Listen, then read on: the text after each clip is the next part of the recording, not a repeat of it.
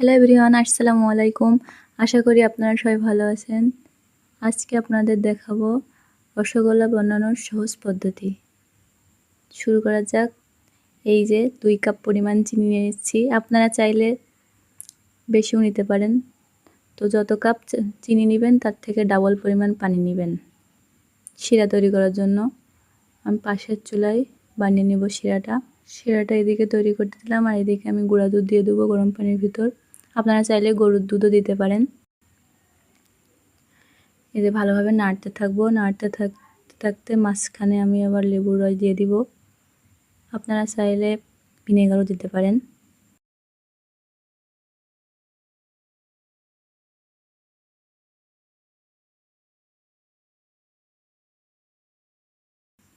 যতক্ষণ না ছানা না কাটবে ততক্ষণ নাড়তে থাকতে হবে। তো ছানা কাটা পর্যন্ত নাড়তে থাকবো। এই যে দেখুন ছানা কাটা শেষ হয়ে গিয়েছে। এখন আমরা এটাকে নামিয়ে নিব পাতিলের ভিতর। আপনারা চাইলে এখানে নরম কাপড়ের ভিতর নাড়তে পারেন।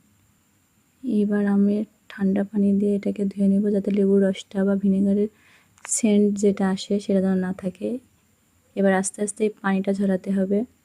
ঝরানোর শেষে এবার এটাকে ভালোভাবে মেখে নিতে হবে, যাতে ওর ভিতরে গোটা গোটা ভাব যেন না থাকে।